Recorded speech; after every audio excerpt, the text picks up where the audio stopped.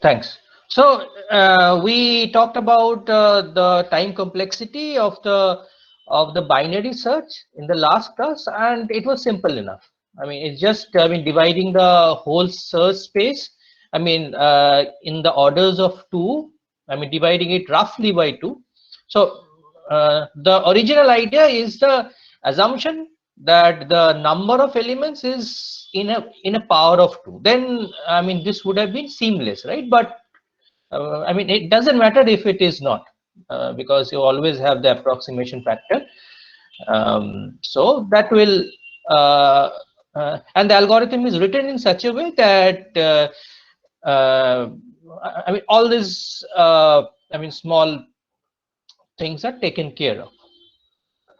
Okay, so I talked about the binary search algorithm in the last class. It's simple enough, right? So if you check the middle element, since we know that it is already sorted, the array is already sorted. So if you don't find it in the middle element, so if the key doesn't match the middle element, then you check whether it is on the left hand side or it is on the it is on the right hand side. So if it is on the left hand side, so which means that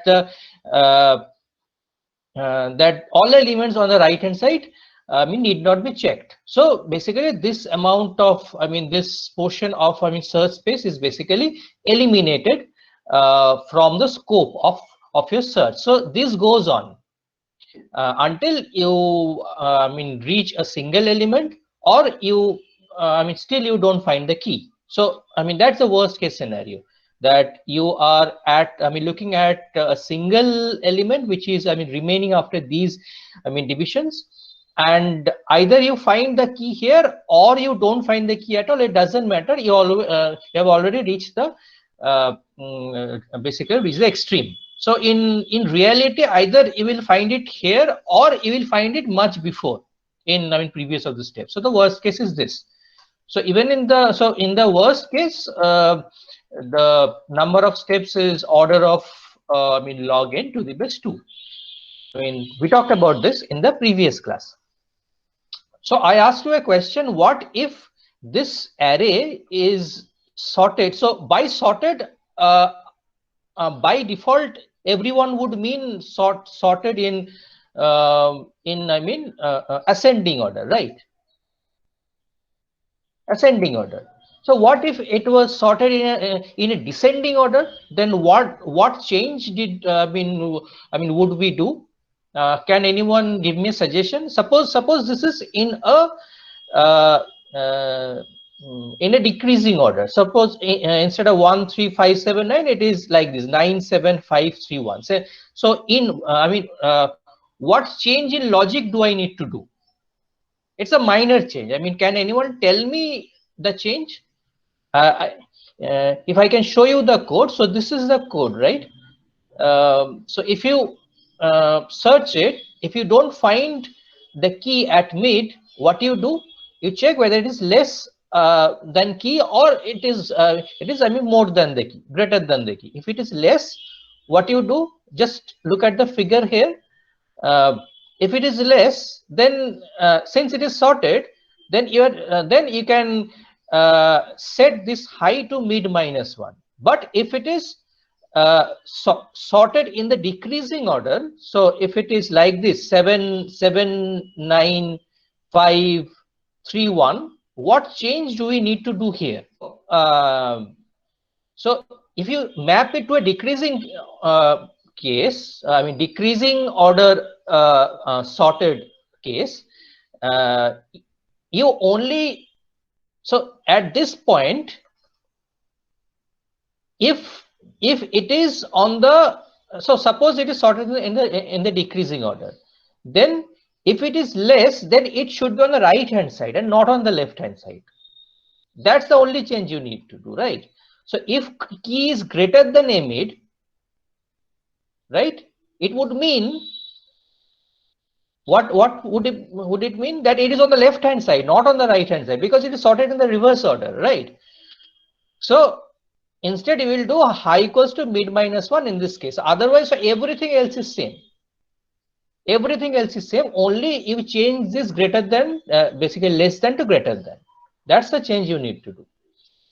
So let us, we saw the sorted, I mean decreasing order sorted, version in the last class. Let's look at the the ascending order in the last class. I mean, let's look at the descending order version. So 5, so here the array is 5, 4, 3, 2, 1. Okay, and so I am passing the high and low and high. So high is this and low is this. Low is this, high is this, and key is 5 in my case. I'm looking to search 5, and 5 is the size of that which you may not pass, because I'm not checking that here, but you can pass it because in case you just want to check whether it has gone out of the array bound, you can do that. So if I can run this code for you, key is found at 0, right? That's the thing. Okay, can I print something here? Maybe yes. Okay, so I can print.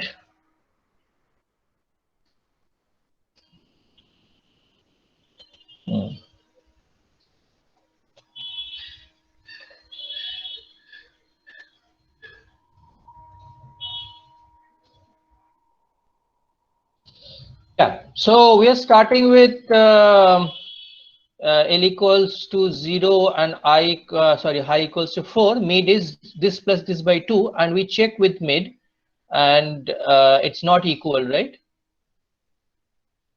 Check. So this is the mid 3, and we are looking for 5. So since it is in the sorted order, we see that this key is basically greater than this. So this key 5 is greater than. So for greater than, we come to the left hand side.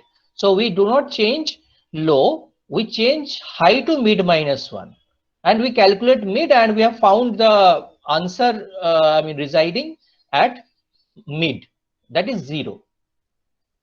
Very simple logic, right? Now there are a few points here. What are those points? So here I told you that the worst case scenario for this particular algorithm only, or this particular function only, is order of log n to, or basically big O of log n to the base 2, right? But I have assumed that there all the operations take unit amount of time. This is assumption which I have done. So suppose someone, instead of doing this, instead of initializing this, is basically reading it from the user. So is running a loop of size n. So how many operations will there be? So suppose the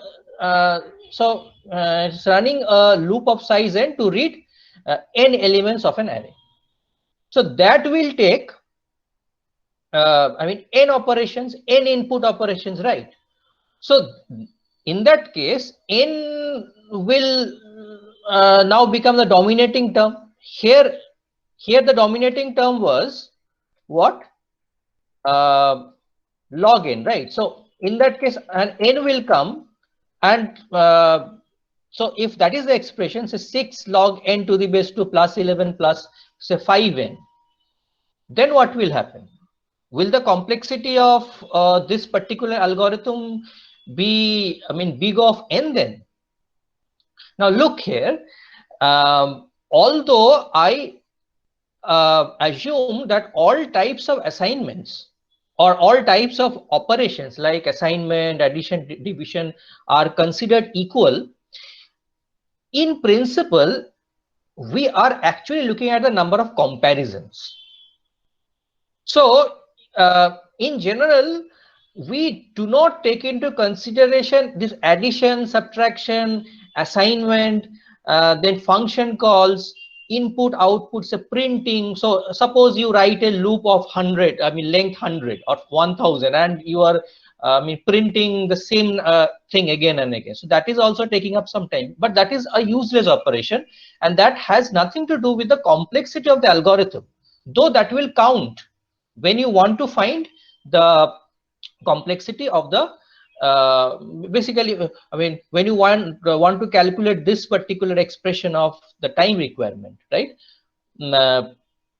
But we don't usually consider all these, I mean, freakish operations which do not play a part in solving the problem. So what is the problem here? The problem is to do binary search.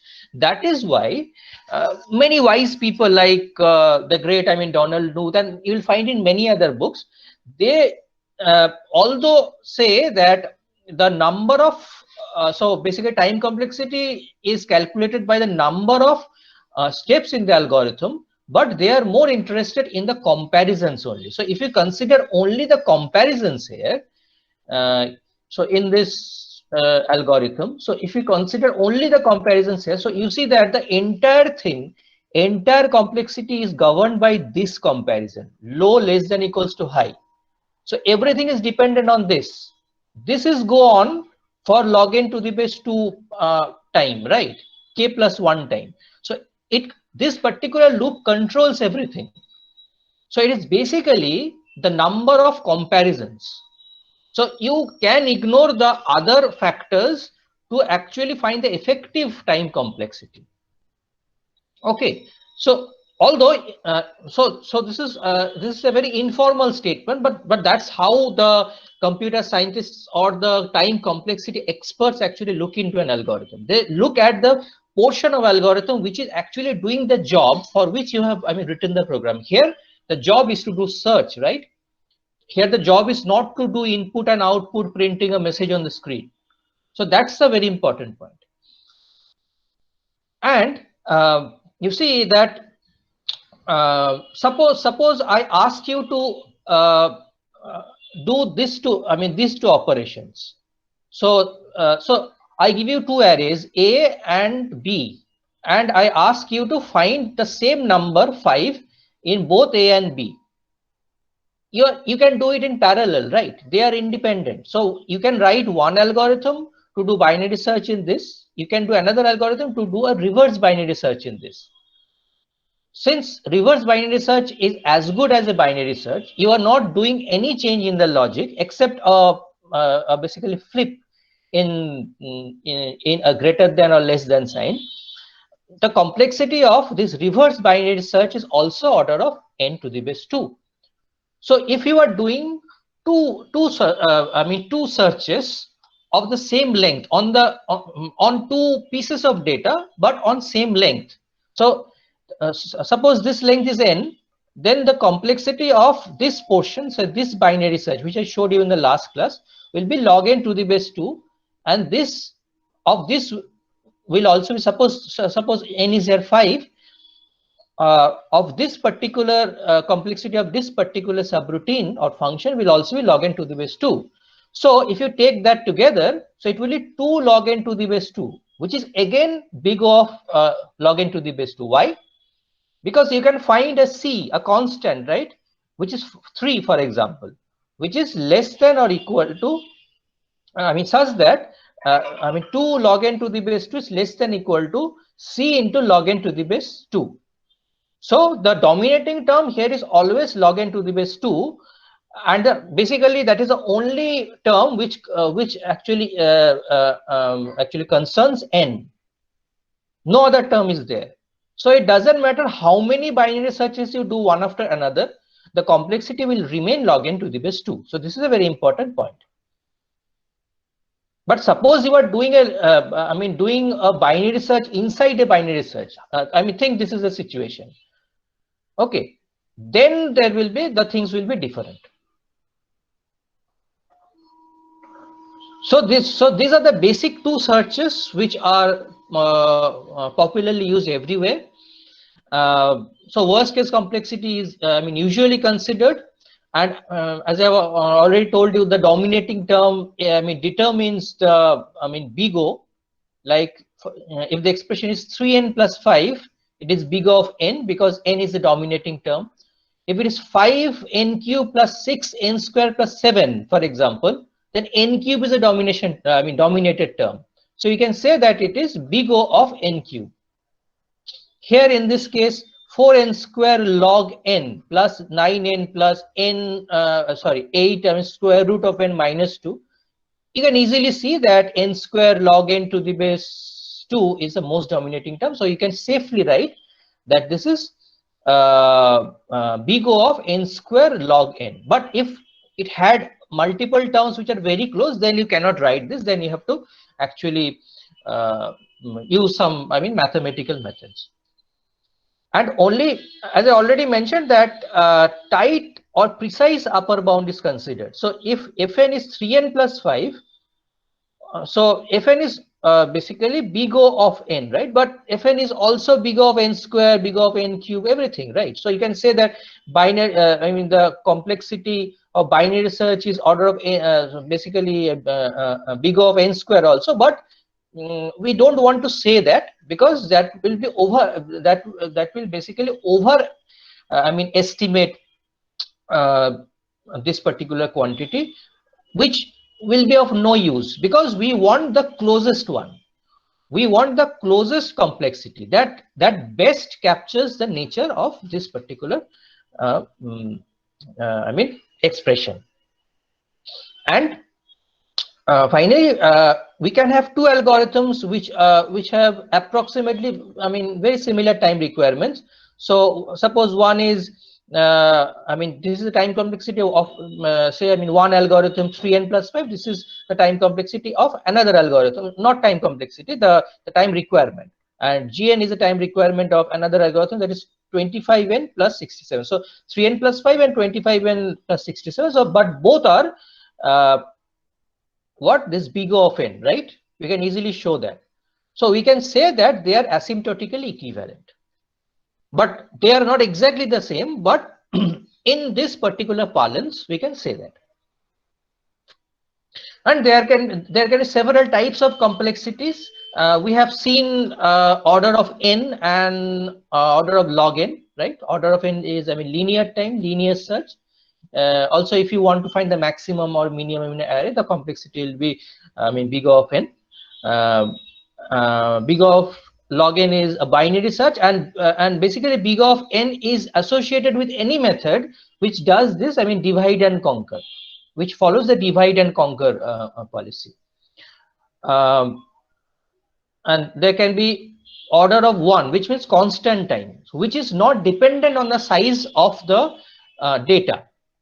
So for example, when you are accessing an array element, you are not doing a search, right? You are directly finding an element, right? If an array is of length 5, then you can use an index A0 to directly get the first element, or A4 to directly get the last element. Push and pop, these operations are also independent of data size. NQ, DQ, and there are several other things like this. And what about this quadratic or polynomial time? You see that whenever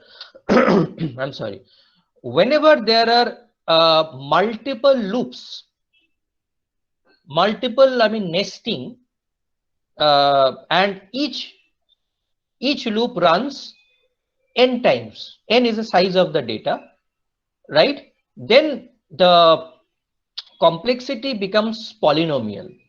So I will show some examples very shortly. And I will be talking about sorting algorithms next. So there I will show you some examples of order of n square, basically a big O of n square. And there are several other methods, like there are certain other expressions, like there can be exponential time complexity, like power set checking, or the moves in Tower of Hanoi. We did this, right? So the number of moves for one disk is 1, right? For 2 it is 3, right? For 3 it is 7. So it is 2 to the power of n minus 1. So you see that where n is the number of disks to be moved, the number of moves, so minimum number of moves is 2 to the power of n. So it is basically called exponential time algorithm. So it is the worst possible algorithm you can get. So I'm sorry, I'm not sure whether you have seen this or not. There is a class of algorithms called P class or polynomial class, like which you can solve in polynomial time. Like you can write an algorithm which is basically big O of n square or big O of n cube, something like this, but still that is considered to be within control. But when it becomes exponential, then it actually blows out of proportion. It goes beyond control. It is called basically NP type of a problem, not polynomial. NP means not polynomial. So you cannot find a deterministic algorithm which can solve the problem in basically polynomial time. So these are NP problems. So there are basically NP, NP hard, NP complete, all these classes. And people who work on theory of computation actually work on finding approximate solutions to this kind of NP type of algorithms. So okay, that will be it, I think, because you have not seen enough examples, so you cannot make an association with them. So these are the time. So with size of data, these are the nature of different types of algorithms. Like this is a constant type, this is log n time. You see this, this is the log n time. So when you increase n, the time requirement will increase slightly for log n, but it will increase basically linearly in a in a linear fashion for a linear search. Then for n log n it is more, but the worst case is order of 2 to the power of n or order of factorial n. So these are the worst cases. For n increasing, it will shoot up like this. So these are basically prohibitive classes. So you should not look to write an algorithm which will take this much time. Or if there is no polynomial time algorithm, then we need to find out some approximate methods of solving them rather than finding an absolute solution. Okay, so now let's move on to another class of problem which is called sorting. So searching, we know, given a set of elements, we need to find an element.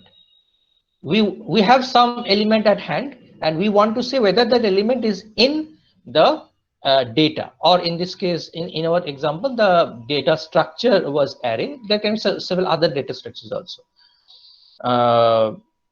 If it is not sorted, then the only solution was a linear search. But it was if it is sorted, then we could have used binary search. I talked about sorted or not sorted, but I did not tell you that how to get it sorted, right? So sorting is a different class of problems which deals with sorting an array, right? So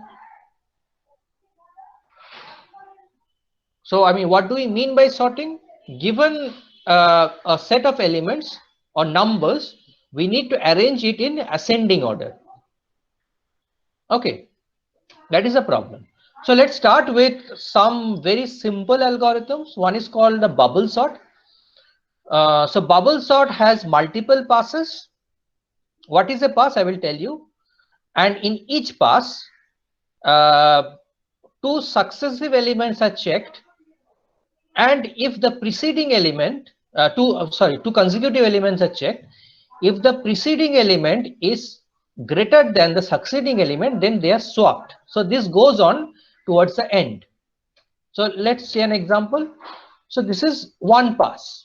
So this is an element, this is an array 5, 4, 3, 2, 1. So these two elements are first checked. So if this element is greater than this element, they will be swapped. So that is done. You see, they are swapped. Now these two elements will be checked. So if this is greater than this one, then they will be swapped. So this is done. Swapping is done. Then these two elements will be checked. If this is greater than this, if this is greater than this, then they will be swapped. So that is also done. So they are swapped. So 5 has come here, right? And finally, these two elements will be checked. If this is greater, it will be swapped. So see that this, I mean, this is a worst case scenario where the original array was in decreasing order, right? And after pass 1, the highest element is placed at the end, and we don't in the next pass we don't consider this element again. We will do the same operations on the remaining part of the array. So if you look at the subsequent passes of bubble sort, so the first pass we saw that this element is placed here. In the second pass, this element will come here. So it will be swapped with these elements, right? So it will come here. Then 4 and 5 are placed in the actual location, in the desired location, in the sorted position. Then we will do the same operations here. So 3 2, again 3 will come here, so it will come here like this, and 2 1 2 will come here, and we left with one element, and one element is by default, trivially it is sorted. So how many passes do we need? N minus 1, right? Number of elements is n, and we need n minus 1 passes. And in each pass, how many comparisons do we do? How many operations do we do? That is also n minus 1. You see, 1 2 3 4, 4 operations we have done. So that is the maximum you can get. After the first element is placed in the remaining position, then we are doing it on n minus 1 elements, and the number of swaps will be n minus 1 again. Then we are doing on n minus 2 elements, and the number of swaps or number of comparisons will be n minus 1, n minus 2. This will go on. So this is the algorithm. So you start from 0 and end to n minus 1. This is the outer loop. This is the pass. I mean, this is the pass index. And for each pass, what you do, you from the first element to the last element, you check whether the preceding element is greater than the succeeding element. If this is true, then they will be swapped. So this is basically swapping. So this will go on. So for initially it will run for n minus 1 times, then it will run for n minus 2 times, and it will go on like this. So what did I tell you in the previous I mean some slides back about quadratic time or polynomial time? Double or more nesting in a loop. So that's exactly what we're seeing, right? So n is the size of the array. And if you forget about the fine tuning, suppose we are doing the checking over and over again, we are doing the checking on the last element also. No harm in that, right? One more operation will take place.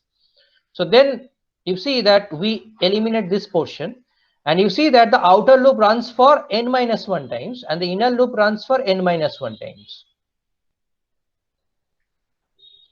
right?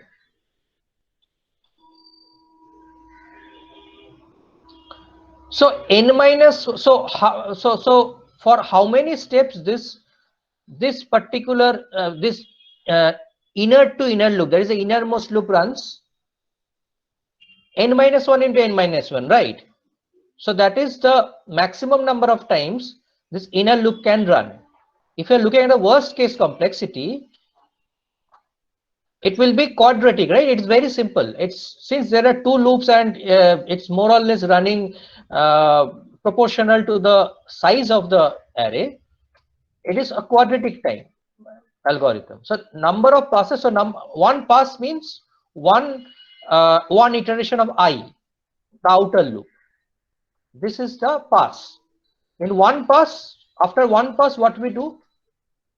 After the first pass, the largest element is in the last position. So in general, after ith iteration, n minus I plus 1 is placed in its proper position. Right. So the elements are getting sorted from the right hand side. So after one pass, the largest or second largest, depending upon at what pass we are placed in the appropriate position. So number of passes will be n minus 1, right? Because we want to do it for n elements. And for number of steps per pass, so what are the steps here? The steps are basically the inner, I mean, this is the inner loop. So for each pass, how many times this is going to run? This basically the inner loop is going to run. Initially it will be n minus 1, then n minus 2, like this, right? So it is basically n minus I. I'm writing it, I've written it proportional to, because this portion may or may not run. If it runs, then the number of steps is 4. And if it doesn't run, then the number of steps is just 1, right? So it is basically proportional to the number of checks again, you see. So if you consider only the number of checks again, I mean, in general, then, I mean, you will be able to, figure out the correct time complexity. So the total number of operations is, for first pass, we have n minus 1. So the inner loop runs n minus 1 times. The second pass, it runs n minus 2 times. And at the end, at the last pass, it runs only once, right? Because 2 elements will be left. Or it is something close to that. And this is an AP series. You know what an AP series is? I'm sure you know. So it is decreasing AP series. If you consider it in, I mean, this direction, it is increasing by 1, right? So it is basically I mean, this is a formula, right? So I mean, this is the number of elements into first element plus last element by 2. So this is n minus 1 n by 2. So this is basically n square by 2 minus n by 2. So this is, of course, less than equal to C of n square. You will always find some C so that it is less than or equal to C of n square, right? So, or I mean, speaking in a different way, the most dominating term is what? The most dominating term is n square, right? So the worst case asymptotic time complexity is big O of n square. Okay, this is very simple. So this is just in one pass, you are swapping the subsequent elements, the consecutive pairs of elements, and we are swapping the pairs if the left element is greater than the right element. It goes on towards the end. So after first pass, the maximum element is placed at the last position. So this will go on. This can go on till n minus 1 times, right? And for each pass, the number of these checks can be maximum n minus 1. So which happens in this case.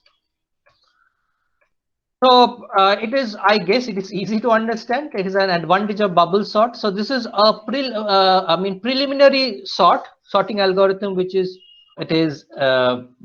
easy to understand. As you can see, it's a very simple algorithm. It is an introductory sorting algorithm which is taught to everyone. Everywhere you will find that. I mean, this is always the first. I mean, in most of the cases, this is the first algorithm on sorting. Is in place sort, so no extra space requirement is there. So basically, the main space requirement is the size of the array, right? So other we need some temporary variables for sorting. We need some I and j. These are negligible compared to the size of the array. But disadvantage is the worst performing sorting algorithm. For a sorting algorithm, the worst possible performance is n square, and the complexity of this is n square. So this is the worst possible sorting algorithm we can get. So it is impractical for large data, but it is for small data, it doesn't matter. For small data, so if it is an array of 10, 15, 20, 50, 100, it doesn't matter. But what thousands and data, I mean thousands of elements in an array, this will take a lot of time.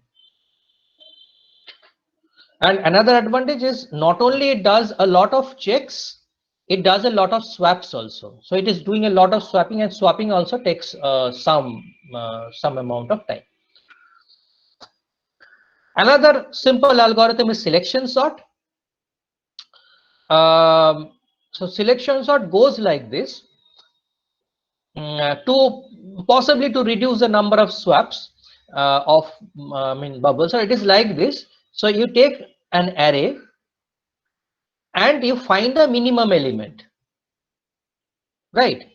And you assume that the first element is a minimum element, and then try to find the minimum element in the remaining portion. And if it is not the minimum element, then you will find the minimum element somewhere else. For example, here 1 is the minimum element, and you basically swap this. So this is the first pass, right? So you set this to be the minimum element, and you check it with the remaining element. So the number of checks is same as bubble sort. There is no change. And so the first pass you are doing n-1 checks. But you are not doing so many swappings. You are only swapping with the minimum element, which means that after pass 1, the minimum element is in its right position, in the first position. Then you repeat the experiment with the remaining portion of the array. So you find the minimum element here, that is 2, and you swap it with the first element of this subarray. So you get this. Then you do the same steps here, 3, 4, 5. So 3 is already in its right position, is 4 is already in its right position, 5 is already in the right position. So it's basically they are swapping with basically each other. So sorry, swapping with itself. 3 is swapping with itself, 4 is swapping with itself, and 5 is swapping with itself. So 5 basically is not swapping at all, because by trivial singleton element is sorted. So these are the steps for an array 0 to n-1. In step 1, the smallest element in A0 to n-1 is placed in A0. In step 2, the smallest element in A1 dot n-1 is placed in A1, and so on. So in general, in each step, the smallest element in this subarray ai-1 to n-1 is placed in ai-1. That is the first element. And at each step, the original element in ai-1 is swapped with the smallest element, if it is not already the smallest element. Simple enough, right? It is simple enough. So what about the algorithm? This is the algorithm. So it starts from 0 and ends at n-1, the outer loop. And we assume that the first element is the minimum element. So I is initially 0. So I set min is equal to 1. And we are checking with the remaining elements. And we are checking if a min, that is min is the first element, right, in this subarray, in this array. So if it is greater than aj, that is the remaining elements in the array,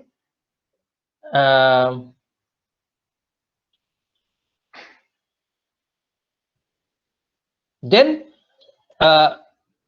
aj is the minimum, right? Because if this holds, then this is not the minimum anymore. Then aj is the minimum. And after this, we find, so after this loop has ended, we would have found the index of the minimum element in the whole array. So if it is, so if I is not equal to min, which means that I is not the minimum element, we do a swapping of ai. So in this case, arr I with the minimum element. So this goes on, right? So the number of swaps is less, but the number of comparisons is not less. You see the number of passes. So number of times the outer loop runs is n-1. And number of times each element is getting checked with the other elements is also n-1.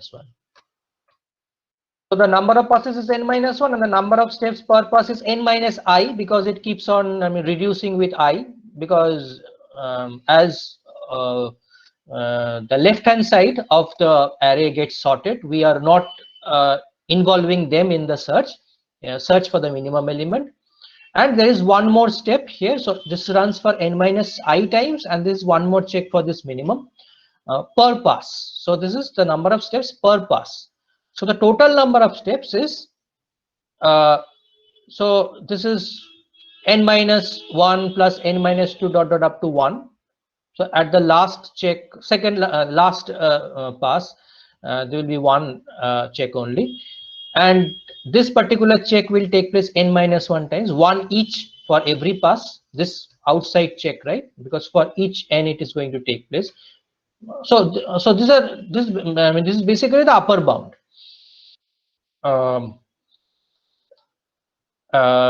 Yes, and if you find a sum of this, so this is again the AP series. This portion is the AP series again, and this is n minus 1. So this is the expression sums out to this thing, n square by 2 plus n minus 2 minus 1. So this is again order of n square. So I already gave you the intuition that it is order of n square. Sorry, order of n square, or basically big O of n square. So if you look into this, yeah, it is as bad as bubble sort, but it takes less number of checks than bubble sort. So let's look at the programs, implementations of this. Let's look at the bubble sort first. This is the same code. I will give you the code. So I already showed you the thing. So I'm just printing the intermediate steps here. And the final array, final sorted array also. So if I take the number of elements to be 5, the same element, same thing I'm doing, same example, 5, 4, 3, 2, 1. You see that in each step what is happening. So remember, this is bubble sort. So in each pass, pairs of elements are getting swapped if necessary. So in this case, the swapping is taking place, right? So 5, 4, 3, 2, 1. So 5 and 4 get swapped. So 4, 5, 3, 2, 1. Then 5 and 3 are getting swapped. 5 and 2, or 3 and 5 are getting swapped. 5 and 2 are getting swapped. And 5 and 1 are getting swapped. So 5 is at the end. Similarly, if you do this for pass 1, so 5 is locked at one end. So 3, 4. So here 4, 3 are getting swapped. 2, 4 getting swapped. 1, 4 getting swapped. So after this pass, 4 is in the right position. In pass number 2, 3, 2 are swapped. Then 3, 1 are swapped. Then 3 is in the right position. In pass 3, these two, so 2 is also in the right position. The sorted list is 1, 2, 3, 4, 5. So this is the bubble sort. This is the implementation bubble sort. So every pair of elements are getting swapped if necessary. Of course, if the first element is more than the next element, then only the swapping will take place. But the comparison will go on.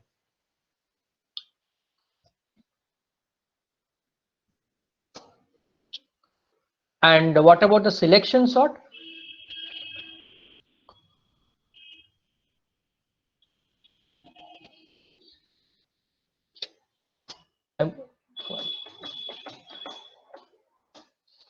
So here, after first pass, you see that the smallest element, so 5, 4, 3, 2, 1, you see that 5 and 1 got swapped.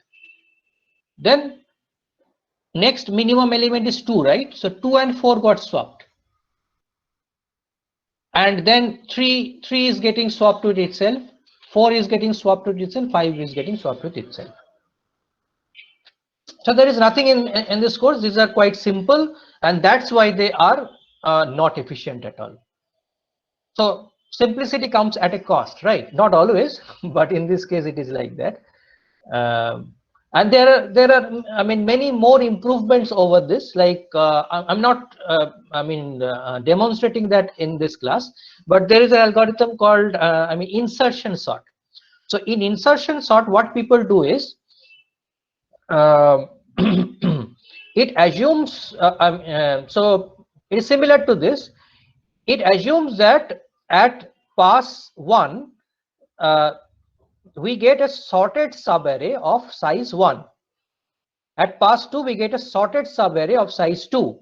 So what is done at each pass? So suppose at pass 1 so it is like placing the cards at hand in the right position. So what is done exactly? It the elements are getting so the smallest elements are getting placed at the right position. So suppose this is the case, then it will find if this sits in the right position or not. The next element sits in the right position or not. So if I am doing sorting with these two elements, it will see that whether it will come before this or after this. In this case, it will also see whether it will sit before this or after this. So the checking is done at the last element also only. So the checking is done only at the last element. So checking is done not with all the remaining elements, but the checking is done with the array which is already sorted. Okay. So I mean that's a slightly different approach, but it doesn't help too much because if the array is sorted, its complexity is again I mean big O of n square. So it has been shown that if the array is partially sorted, so it is not in the decreasing order, it is partially sorted, then it takes close to order of k n times. K is some number greater than 1, of course, but it is a very empirical number, so it doesn't always happen in reality. But there are cases, in some cases the complexity basically reduces, but the complexity doesn't reduce at any situation in bubble sort or selection sort, because you see that if so, what's the best possible situation here? It is already sorted, then also these checks will be done, right? But you can do before doing this check, you can do an improvement. You can have a pass to see whether it is already sorted or not. Then you will not run the bubble sort or selection sort, but that check is not inbuilt in bubble sort or selection sort. In the best case also, they are going to do this n-1 into n-1 passes. So that's why bubble sort and selection sorts, though very easy to understand, are not used in practice for large data. So then what exactly are the algorithms which we use in reality? Then again, this divide and conquer. This particular methodology is used where something similar is done, something similar to this is done. So so suppose this is an array in the decreasing order. What people do is they try to put elements, so basically two singleton elements into an array of size 2.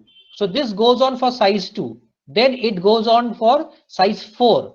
So it goes on in basically steps of 2, and you see that the number of steps that will be taken place, that will take, will again log n to the base 2, and the comparisons at each step will be maximum n. This I will discuss in the next class.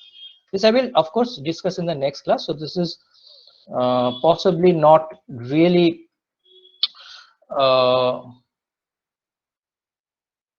not simple enough to be, it is not good to discuss too many things in a single class. So